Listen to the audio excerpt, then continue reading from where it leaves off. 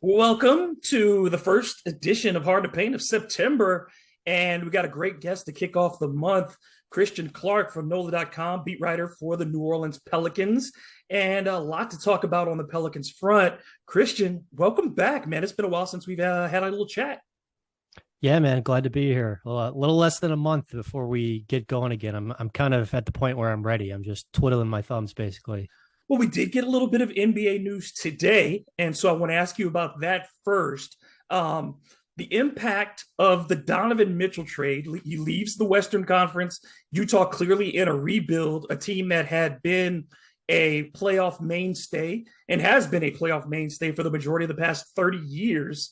Looks like Danny Ainge is going through a full rebuild now after Rudy Gobert going to Minnesota and now Donovan Mitchell out, headed to Cleveland.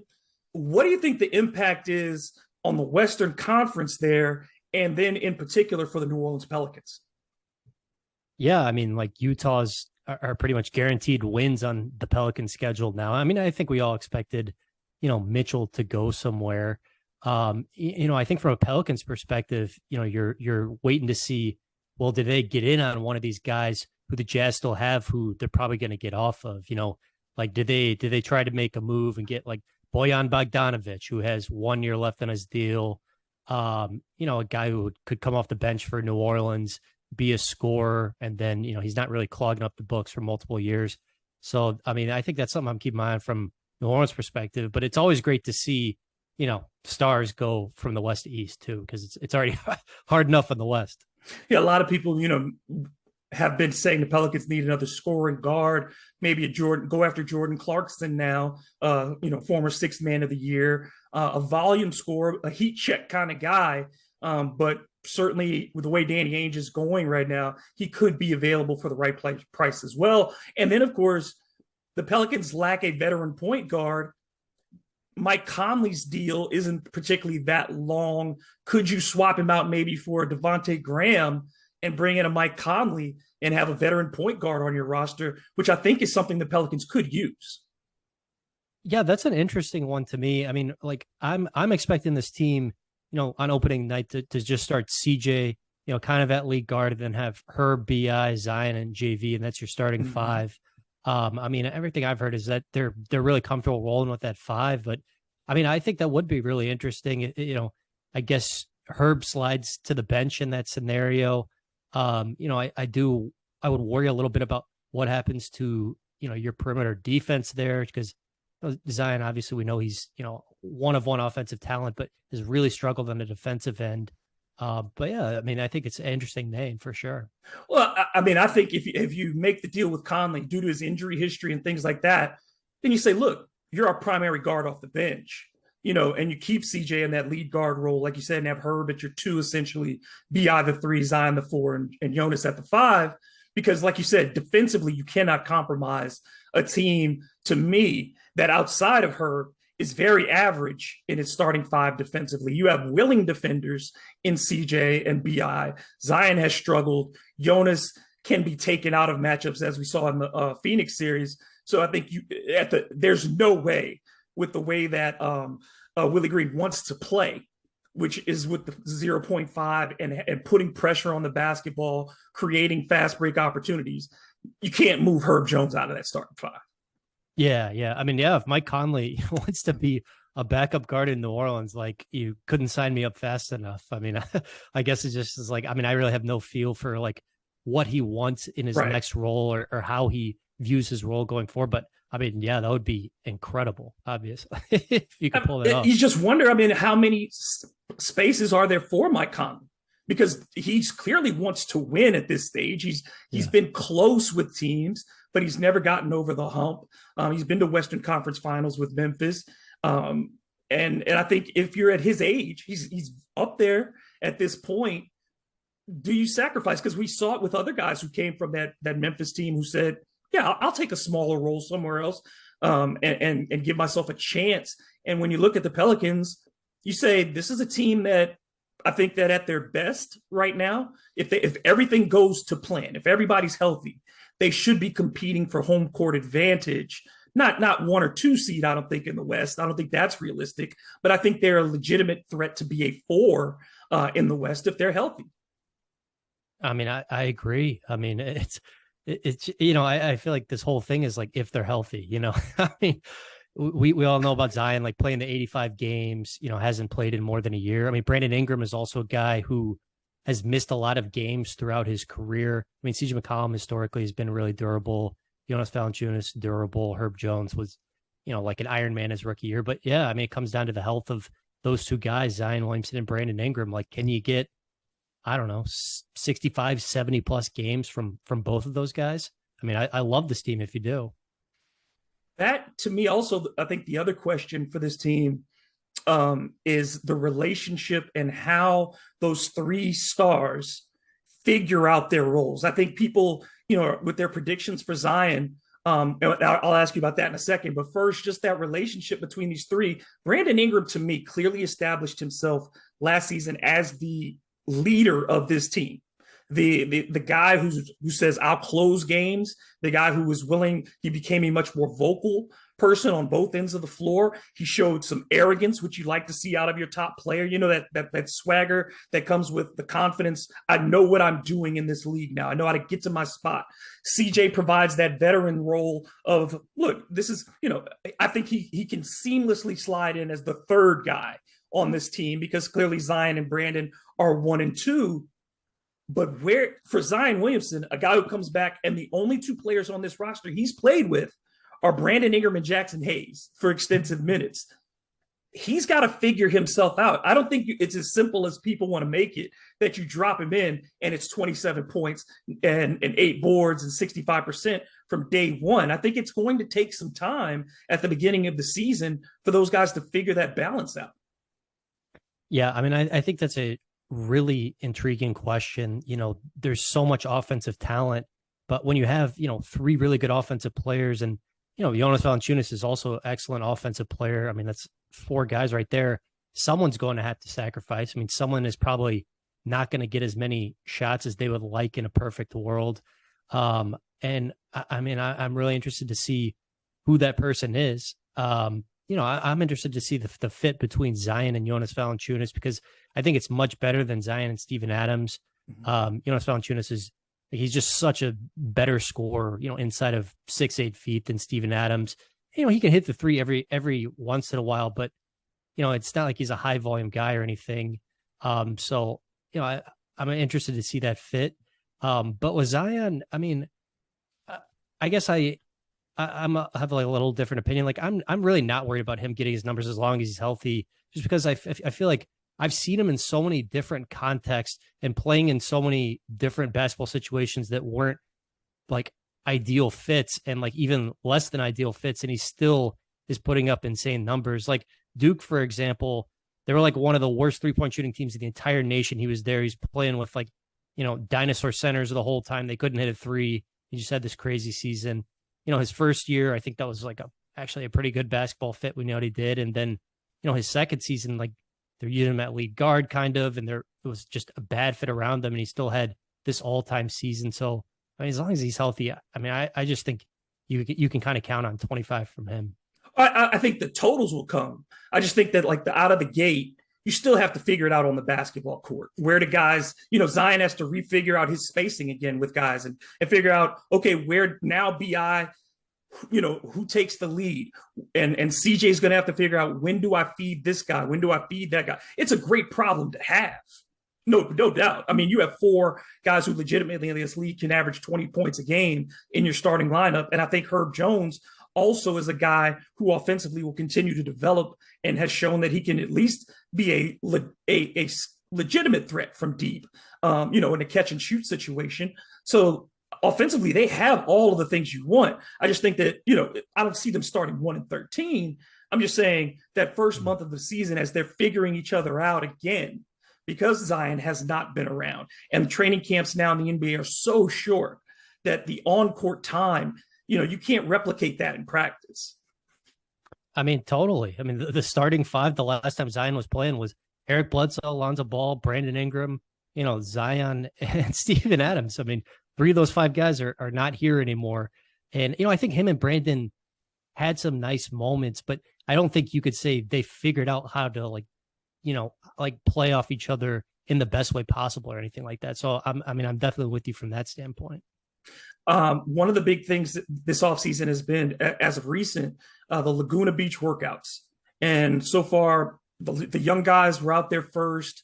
Herb, Trey, Devontae, Dyson, Jax, Kyra, all out there first. Larry Nance headed out there. It looks like Brandon Ingram is out there as well. We saw this before with the Pelicans before the big playoff season against when they eventually beat Portland in the first round, made it to face Golden State. I like that the young guys, who I think have not gotten maybe as much talk because their improvement this year is vital as well. All the rookies, do they take a step forward? Kyra is certainly in a situation where he has a lot to prove coming back from injury. And then, of course, Jackson Hayes in the last year of his deal has a lot to prove as well, considering how he ended the season, looking pretty poorly against Phoenix. Yeah, I mean, it's definitely great to see such good participation. I mean, it was like, I think even John Butler, who, is just a guy who played summer league and I think will be part of training camp. But I mean, we don't even know if he's going to be a two-way guy yet. Like he was out there. I think he was at some Saints practices with some guys. So it does seem like there is, really good camaraderie. And Kyra Lewis Jr., very interesting player this year. I mean, are they going to make a trade because they kind of have so many, small guards coming off the bench? They got Jose Alvarado, who I think is definitely, a key part of this team moving forward.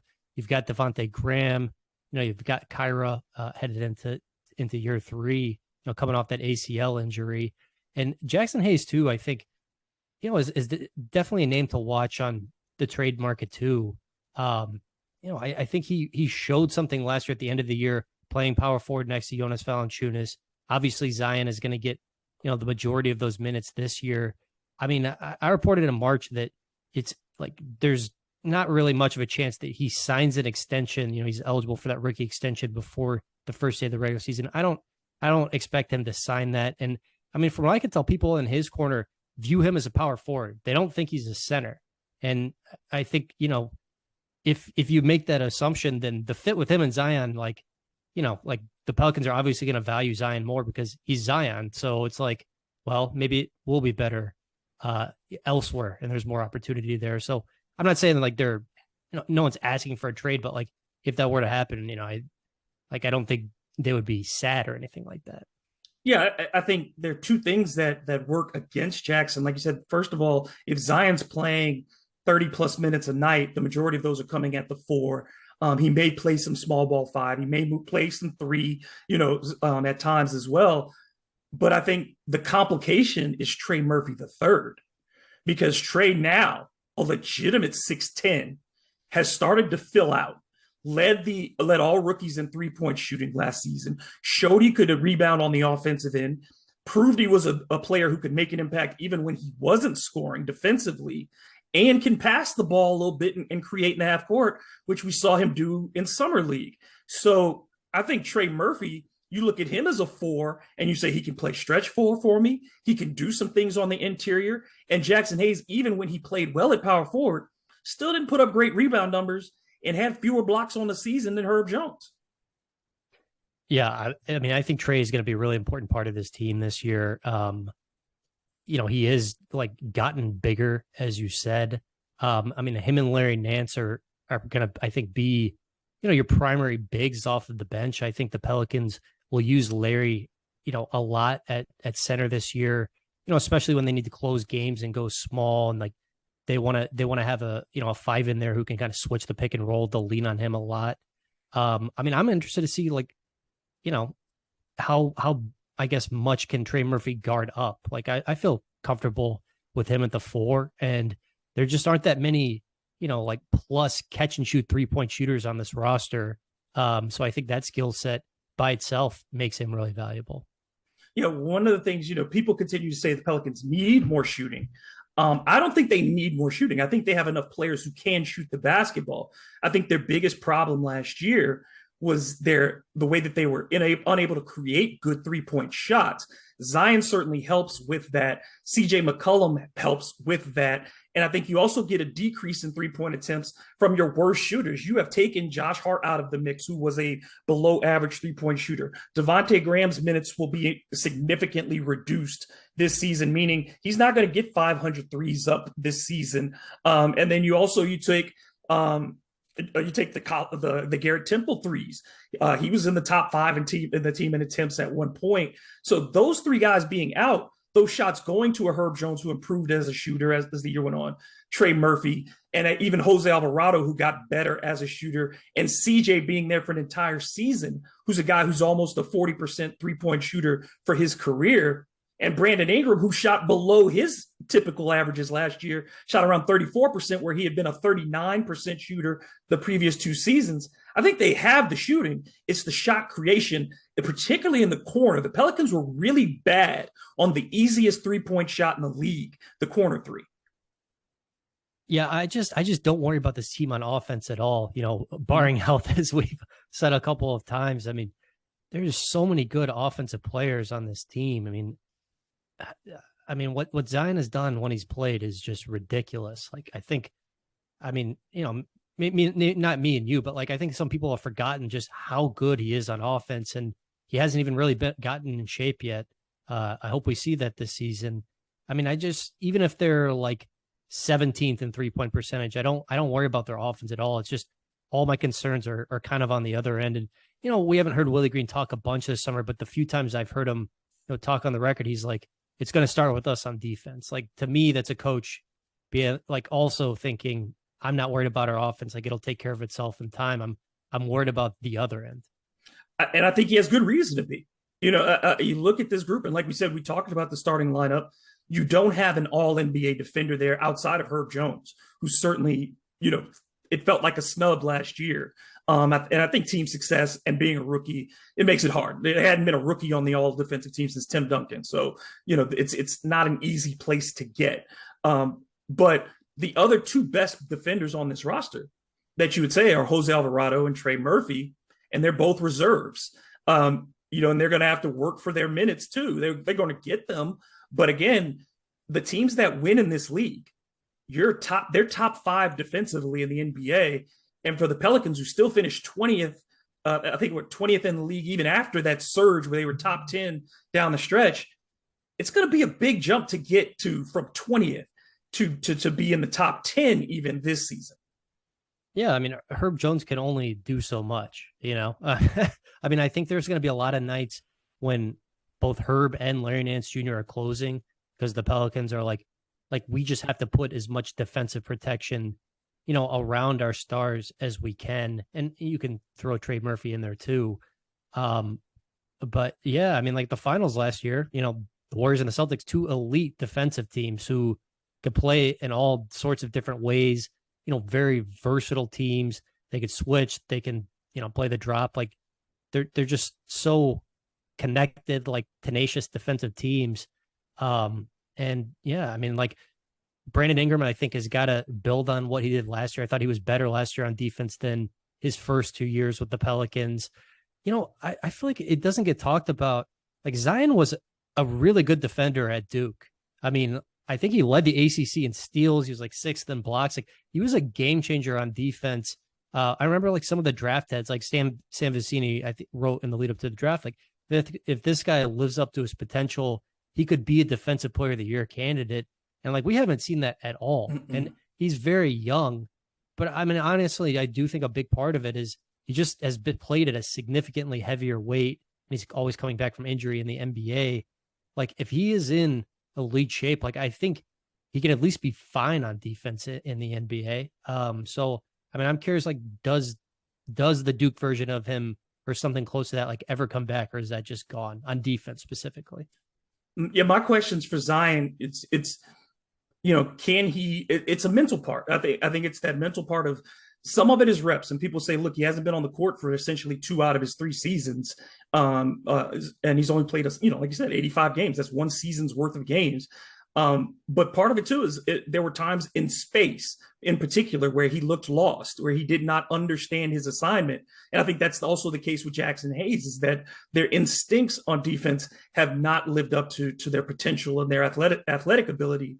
For Zion, somebody else has to emerge in that starting group as an elite defender, and it has to be either Brandon or Zion. It's that simple, because it's not going to be Jonas at this point in his career. It's not going to be CJ at this point in his career. But one of the starters has to become a legitimate defensive threat. Yeah, I'm with you. And I mean, for Brandon Ingram, there's no reason why he can't just be, an average defender. Like, he's got this insane wingspan. I mean, I don't think there's any reason why he should be as bad on defense as he was his first years with the Pelicans. Like, I thought he was much better with the Lakers, I think, in stretches on defense than we saw in those first years with the Pelicans. So, I mean, I think he's capable, and I just hope he continues to build off what he did last year. Let's go to the luxury, like we talk about with the Pelicans' depth. You have the 8th pick in the draft, Dyson Daniels, who I think that, he was somebody I had an eye on early on. And clearly that was who the Pelicans wanted. You lose EJ Liddell, who I think that they had plans for in the rotation, to be that another big defensively. But they have the luxury of allowing Dyson Daniels to figure things out. I think he puts pressure on Kyra Lewis as well, because he is a lead guard at 6'8". And like I said, this is a very small backcourt for the most part, but you don't have to rush him like you did the rookies last year out of necessity, who had to come in and play, particularly Herb Jones. I think Dyson Daniels, though, it's like getting a wild card a third of the way through the season or halfway through the season when he is able to get rotation minutes. Yeah, my kind of default position on rookies is they're not going to be positives in their first year, just because the overwhelming majority of them aren't. Like, even the ones who are good for the teams that drafted him, like, it often takes multiple years. But having said that, I mean, I've heard really positive things, about Dyson, just, during the summertime and kind of these voluntary workouts. And I love the pick too. Like, I thought it made complete sense. I mean, I think the Pelicans were thrilled that he was there at 8. I think there was a lot of celebration when the Trailblazers took Shaedon Sharpe at number 7. I think Portland was kind of picking between those two guys, Sharpe and Dyson Daniels. I mean, like, Dyson to me, legit 6'7", 6'8", like, huge guard. I think already, a pretty mature body. I think he's going to be very switchable. And offense, he's not really a shot creator right now, but he doesn't have to be. Like, that's kind of the beauty of him on this team. It's like, you've got a lot of guys that can do that. Like, just be a ball mover. And he clearly understands how to do that. Like, keep it hopping, make the right decision. Don't make many mistakes. So I'm really interested, to see what he's got. And I love his fit on this team. I think he kind of feels, and I know this is the strike some people's nerve, but I think he kind of fills a Lonzo Ball type role, in that he will not be expected to shoot a ton, but he showed a decent looking stroke. I think his shot is not broken at all. But he's a guy, like you said, to be a connector, keep the ball moving. He can get into the paint. He add his size. And he's a guy that can get, create rebounds and things like that. And we know that he came in the league, the first thing he wanted to talk about was defense. He says he wants to be a force on defense. So if you can add another 6'8" guy, like you said, with that wingspan, who can switch 1, 2, and 3 and play those defensive positions, that's a huge bonus to have coming off the bench. And again, for a guy like Najee Marshall, he pushes Najee Marshall as well. I think that, Dyson Daniels is going to make some guys work, because they, like you said, the Pelicans don't need more points necessarily, but they do need great defenders on the floor as often as possible. Yeah, I mean, I think that comparison is kind of interesting. I mean, I heard, in the lead up to the draft, some people throw that comparison, like, kind of Lonzo Ball-esque with, a little bit better of a body, like, he's just a little bit bigger. I mean, you hope he's a little more sturdy. And Lonzo's, Right. Had a lot of health issues, unfortunately. But I mean, I think that's a pretty good comp. I mean, I don't think he's the level of passer that Lonzo was, especially in the open court. I mean, almost nobody on earth is. But Right. I think that's like, I like that comparison. I mean, that feels pretty close to me. Um, what do you think about the development for like the other second guys? How high are your expectations for Herb Jones? For me, I think Herb can, I think Herb has Scottie Pippen type potential as a defender and as a secondary offensive player, a guy who's not going to give you 30 every night, something like that, but can be an 18, 19-point scorer legitimately for you on a regular basis, give you 5 assists, give you 6, 7 rebounds, we know he can give you blocks. We know he can give you steals. I think the concern for me is like a guy like Jose Alvarado, who I think can get better, but because of his size, there is a ceiling ultimately for Jose. Yeah, yeah. I mean, Jose is such an interesting case because it's like, I mean, I know rookies are often not good. Undrafted rookies almost never good, and like undrafted rookies who are 5'10", like I mean, when is the last time that happened? I mean, I don't know. I don't recall that happening. I mean, it was so rare, and usually when the guy's 5'10", 5'11", he's just getting bullied on defense. Like it just he can be a really good side to side mover and quick and great hands and strong, but it just kind of doesn't matter with Jose. Like I mean, I don't know. He just has a way of playing bigger than he is, in a way that's, I think, really unique. And yeah, I'm interested to see like if he can be the same guy this year. I mean, I think on offense, he's just a really steady hand, like great assist to turnover ratio last year. Like I just trust him. Like he's never going to try to do too much. He's always going to take good shots. He's a good passer. So I mean, I guess the hope is like, hey, can you be that same just very solid player? Obviously, during the regular season, I think Willie will go deep into his bench. That's what he did last year. This team is still young, so I think that you have to take guys and give them you ride out streaks where they're not playing, as well. And like you said, second year players, there's going to be up and downs. You can't. There's no straight line, as Antonio Daniels likes to say. Development does not come in a straight line. If you were filling out the rotation, you're Willie Green. You eventually want to get it down to 8 or 9. That's where you want to be by the time the playoffs are. You've got your 5. Who are your 4 off the bench that you're counting on? Yeah, I mean, if I'm him, like I'm penciling in Jose as my backup point guard right now. I mean, I felt like he earned it with the way he closed last season. Larry Nance Jr. is definitely in there. I think Trey Murphy has got to be in there. And, just I think, as we said, like I think Larry's going to play some backup 5, and like you'll see a lot of that in the really important moments. But I still think like either one or Jackson or Billy has got to play those backup 5 minutes during the regular season. And as far as that goes, I mean, I don't know. I guess I would just need to like see it during training camp. Has Jackson gotten better on defense when he's playing the 5? I mean, I think that's kind of been his biggest weakness. He just can't be a team's defensive anchor. He hasn't shown that yet, when he is playing at the center position.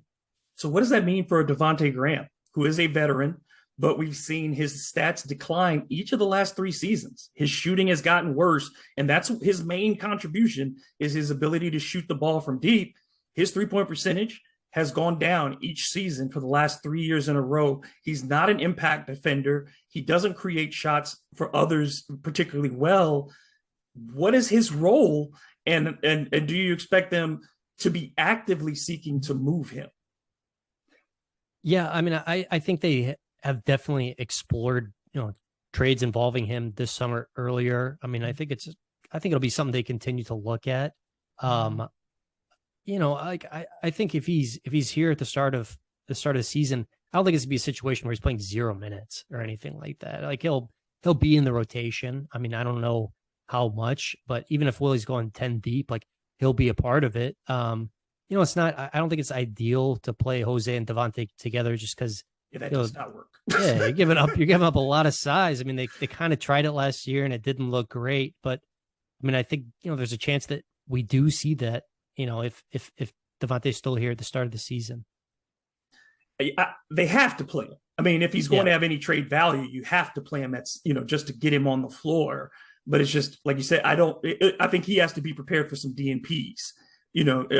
Like I think he'll get minutes some nights because of matchups and when they need shooting. But he also has to be prepared that there are going to be nights where Willie's going to rely on the defense and he's going to have to say, I'll sacrifice the 3-point shooting to see if we can gut this one out. He would rather be in the 105s, with this team than trying to get race every night to 120 with people.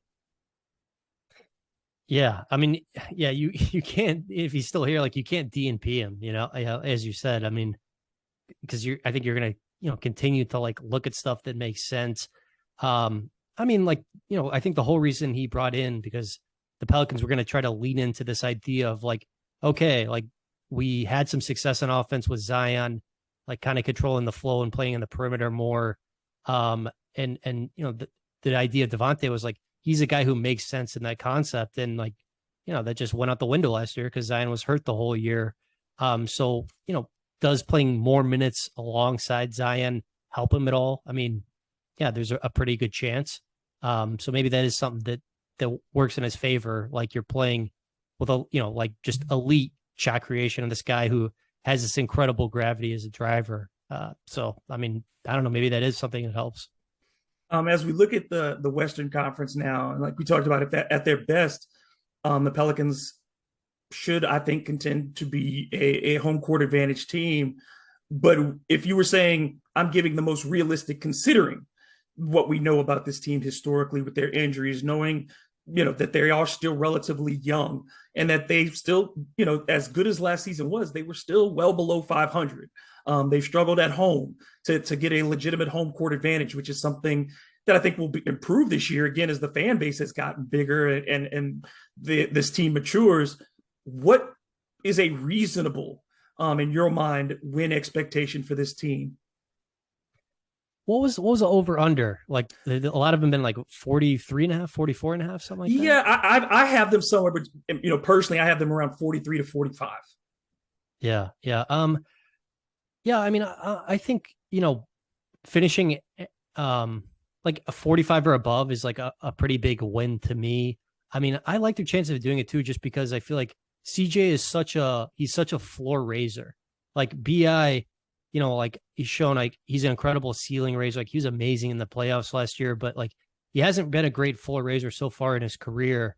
Like just having CJ, I feel like there's so much dependability and availability that he's shown throughout his career. So just like having him here gives me confidence that this will be a team with a winning record and a team, I feel pretty good about, avoiding even that play-in tournament as long as everyone's healthy.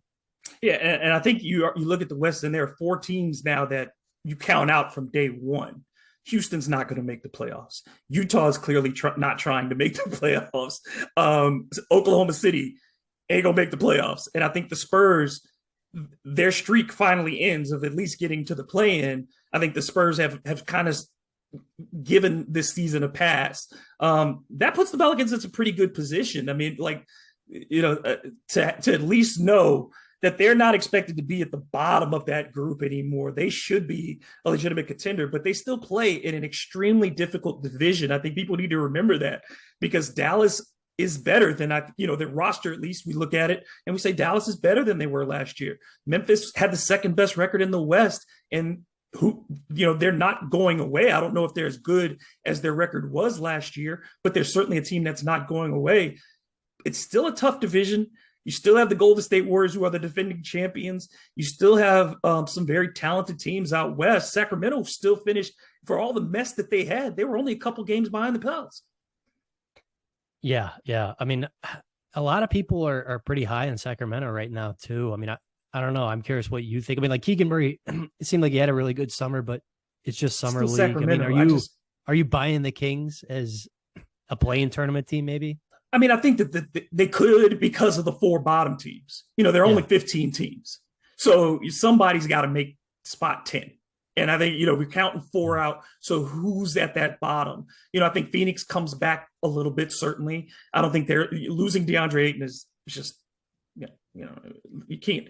I look at that team, and they're older too. Chris Paul showed that, again, at the end of the season, Chris Paul, for as great as he is, he breaks down at the end of the season. It's hard for him to do it. So I think the West, the top 2 are going to be pretty hard, but the rest of it, again, that 3 through 10 is going to be very permeable, and teams at different points of the year, whether or not they get an extended winning streak, which is another thing for the Pelicans. They haven't had a winning streak longer than 4 games in 4 years. This year, they've got to put together some 7, 6, 7, 8, 9 game win streaks together at some point to really establish themselves and make sure that they're not chasing the 7, the 8. They do not want to be in that play-in situation again.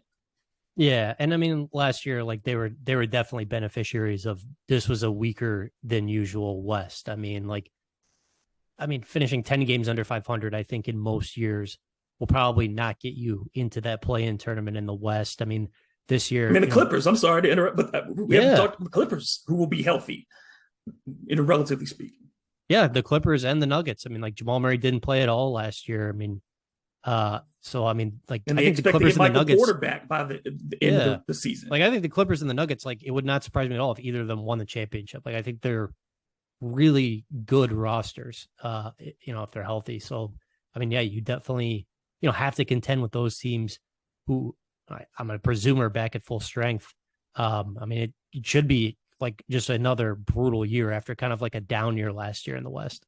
And again, Klay Thompson missed half the season, and Golden State's young players, a lot of them missed a lot of time. So they'll be deeper this year than they were last year. So I think, they're not going to slide away either. It's really tough at the top, but I think the Pelicans can. Again, it's about that consistency. That's with this team: consistency of health, consistency defensively, and consistency at home. They've got to be a legitimate team that can win 30 games at home this season.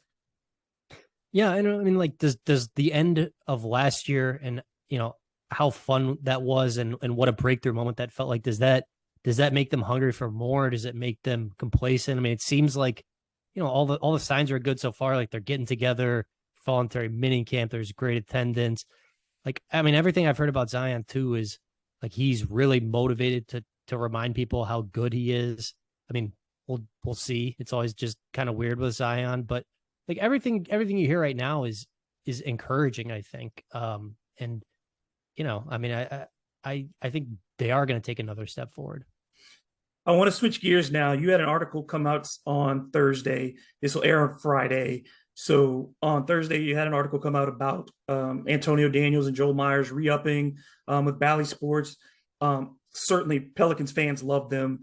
And generally, they're considered one of the best TV duos. That's not the problem.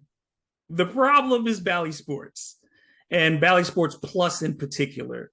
And you put there the numbers in your article: $19.99 a month, $189, $190 essentially for the year to watch the Pelicans from October to June. And that's an NBA greatly reduced. The NBA greatly reduced the price of League Pass to watch all the teams across the league. And Bally Sports is charging this, in my mind, a ridiculous amount of money for a service that people have not been satisfied with them in general since they took over from Fox Sports. Yeah, I mean, like so I've seen Bally Sports launch a direct-to-consumer streaming service, Bally Sports Plus, and I've seen NESN, which broadcast Red Sox and Bruins games, launch one. And the price points for these RSN, like direct-to-consumer, it's significantly higher than like your streaming services like Netflix, Disney Plus, Hulu, and stuff like that. Like Bally, as you just said, is $20 a month. NESN's $30. I mean, it's just tough. It's like you're going to ask people to pay $5, $10, $15 more per month for, to watch their hometown team than like all of HBO Max or all of Netflix or something like that. Like it's just a really high price point. I mean, I don't know. It's tough. And then like with NESN, it's like you're getting Red Sox and Bruins games, and that's like the most sports rabid part of the country, and there's money there. But right here, it's like they're trying to like continue to build a fan base, for the Pelicans. I don't know. It's just it's really tough. I mean, I think the best case scenario short term would have been to partner with like NBC, which is owned by Comcast, and be available on YouTube TV and Hulu Live.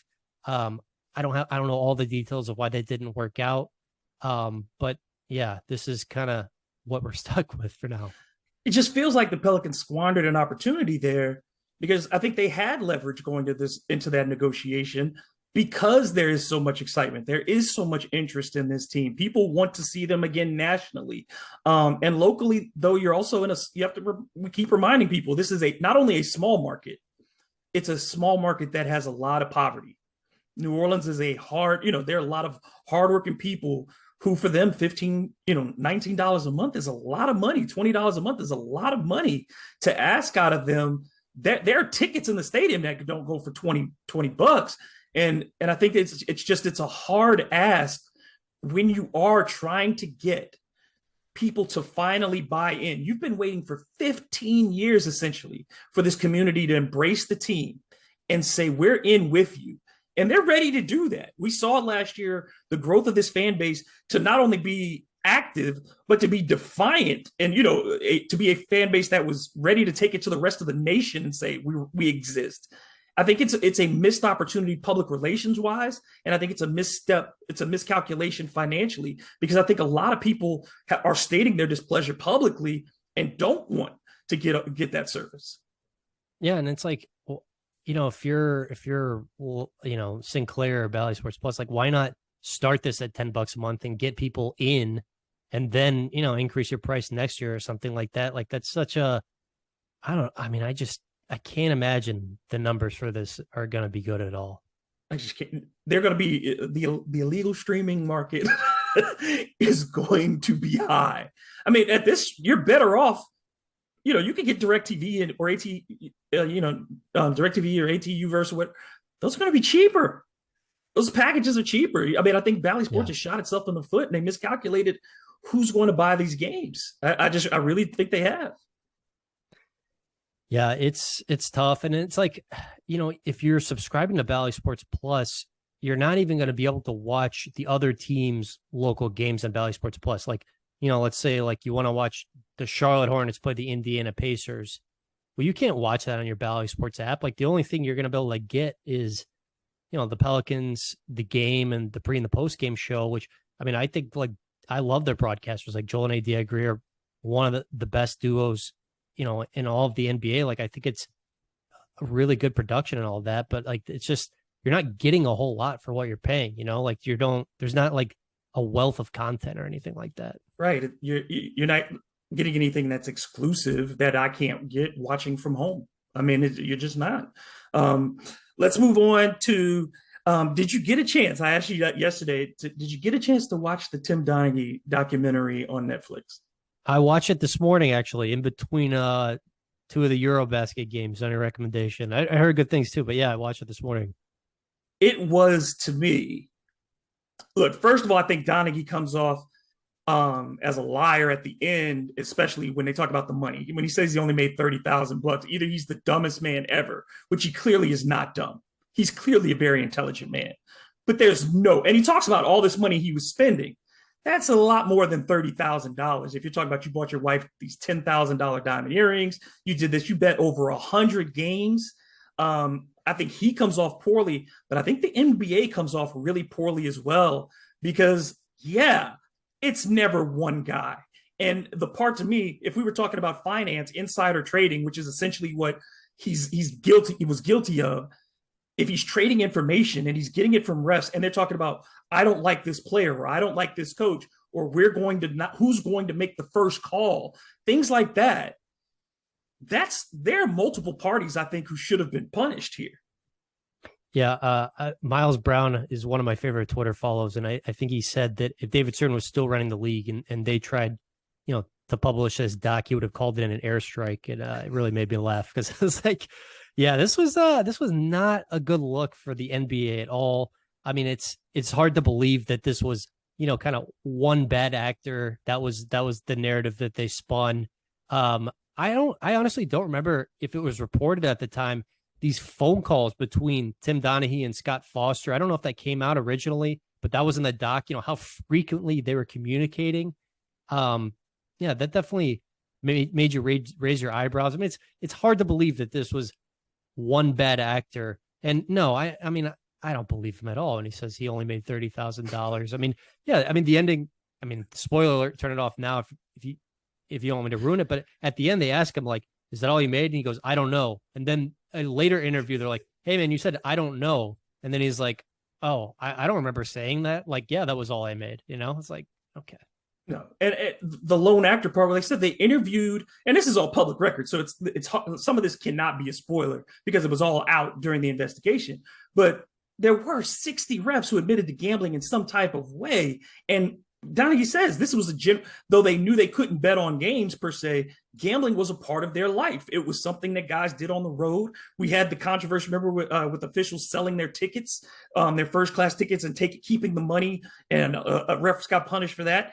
And Donaghy also, there were games, again, these guys that he didn't participate in when he talks about the Kings game in particular, which everyone always points to, or other games that were fans. Well, we've seen it talked about on Twitter all the time. Oh, who's reffing this game? Is Chris Paul going up against this ref? Is this player playing against this ref tonight? Oh, they're going to lose tonight.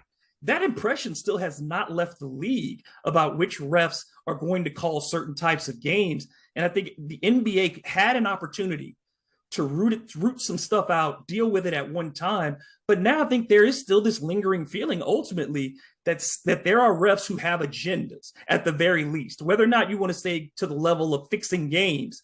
But I think it is a lot like what they say in the Donaghy thing is you are compromised in some way by your personal feelings or your personal relationships. Oh yeah, totally. Like, it seemed pretty clear that like these guys, were not trying to act as impartially as they should have. And they let, like personal opinions of people like influence their decision making, which, some of that's only natural, only human, but it seems like they could have done a better job of that.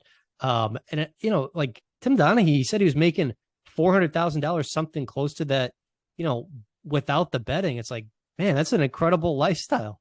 I mean, you didn't need to do that at all. But right. I mean, I guess, that's just greed. And that, I think that reinforces that there's no way. Because why would you do that? Why would you risk your career when that's less than 10% of your annual income? If that's what you made over multiple years with this, 3 years this went on, and you made less than 10% of 1 year's income out of it, that to me just is completely, and other guys are making millions. Other guys are making millions off of this, and the only cut you get, that's a big pill to try to shove down your throat. One thing that was unclear to me, and maybe the answer, and I just missed it, are him and his wife still together? Because his wife, talks a lot in this documentary, and she's very candid. And I thought she was great in it, but I mean, I'm assuming they're not together anymore. No, he did mention that they were that they had gotten divorced. Okay, that she couldn't deal with it, and they got divorced. But I mean, look, the guy paid a price, but I do think the NBA certainly, like I said, who had the most to gain by leaking the information? The NBA. Donaghy doesn't have anything. You're a cooperating witness. So what does leaking help you? I just, you don't want to go to jail for 15 months. He thought he wasn't going to go to jail for 15 months. He thought he would get probation. So leaking it didn't help him. David Stern if he were still alive, there's, like you said, either he'd have to bomb somebody or he'd be facing a lot of questions right now. And I think Adam Silver, as his number one lieutenant, somebody should be asking those questions too, because he couldn't have been out of the loop during this time.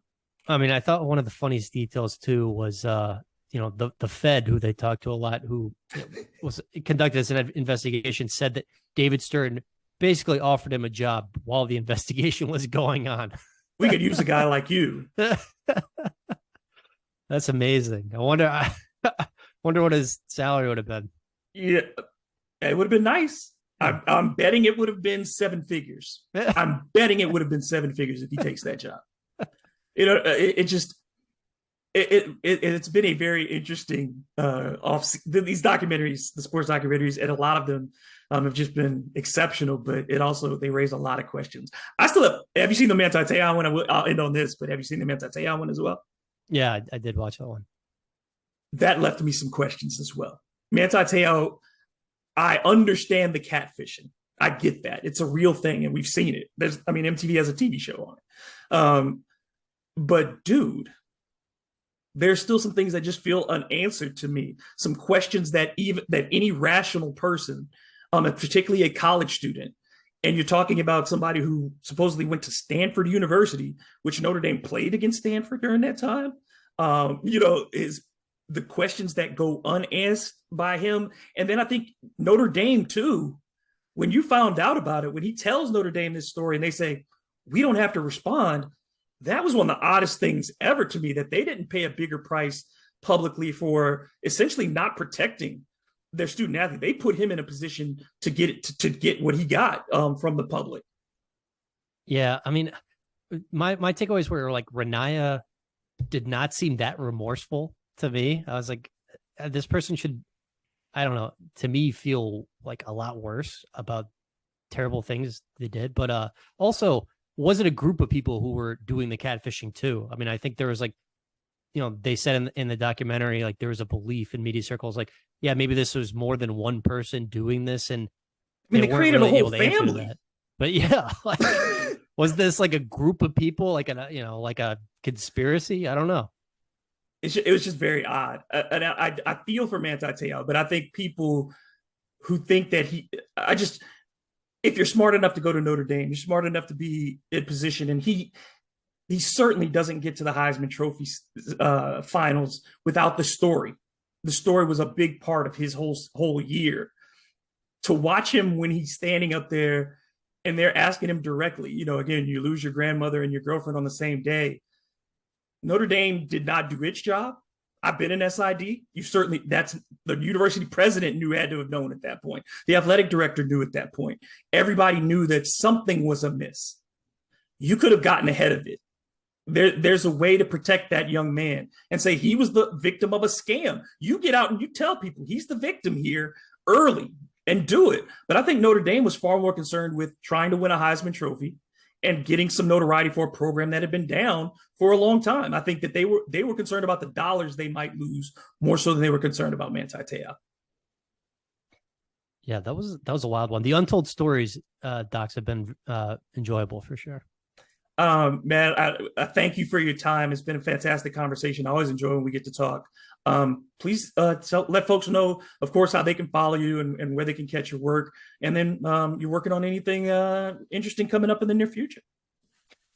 Oh, man, you read my stuff on null.com. I should have something on Swin Cash coming next week. Gotten to talk to some folks who have known her for a long time. And then just got a once a week podcast from the wing. You can subscribe to that wherever you get your podcasts. All right, my man. I appreciate you. Thank you so much. For Christian Clark, I'm David Grubb. You know how to follow me at DM Grubb on Instagram and Twitter, and Hard to Paint wherever you get your podcasts. You can also now catch us on YouTube, Hard to Paint. Just look it up, Hard to Paint with David Grubb. They're on YouTube as well. And be back with another one on Monday. So until then, thanks for listening and have a great weekend.